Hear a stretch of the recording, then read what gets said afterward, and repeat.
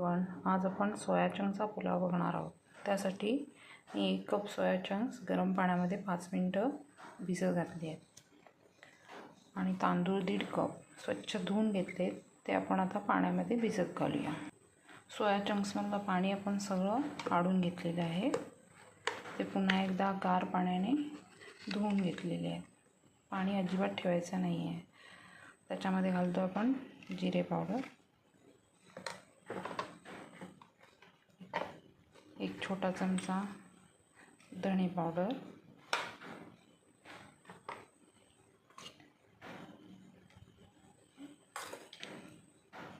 दही 1-1.5 चमचा,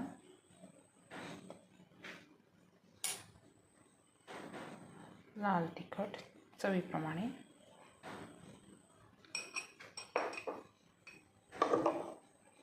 हळद थोडीशी, मीठ।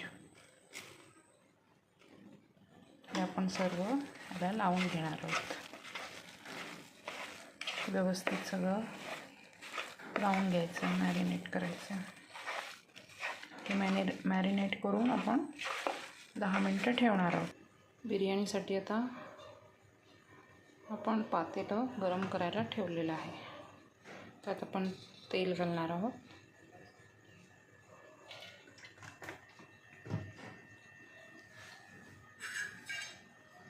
थोडे खडे मसाले, 4 लवंगा, 4-5 काळ्या मिरी, थोडा दालचिनीचा तुकडा, 2 बदाम फूल। त्याच्यातच आता आपण कांदा घालणार आहोत। उभा चिरून घेतलेला 1 छोटा कांदा आहे, मीडियम साईजचा।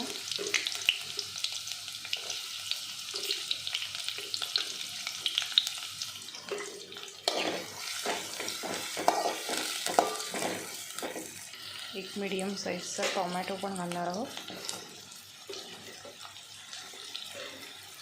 व्यवस्थित लालसर होईपर्यंत परतून घ्यायचं।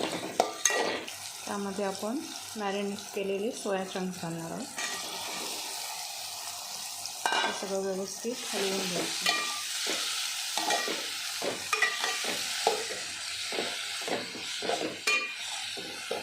2 मिनिटं व्यवस्थित हलवून घ्यायचं।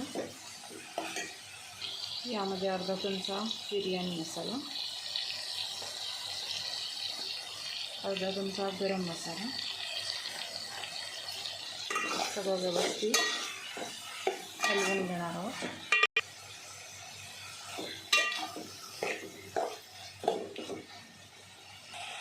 थोडी बारीक चिरलेली कोथिंबीर घालणार आहोत।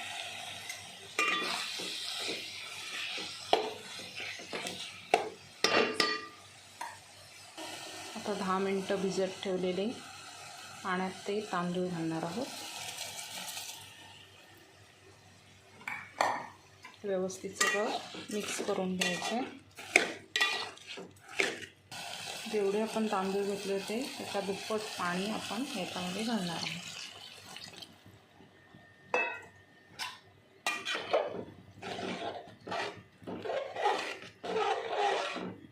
झाकण ठेवून 5 मिनिटं वाफ काढणार आहोत। 5 मिनिटं झालेली आहे।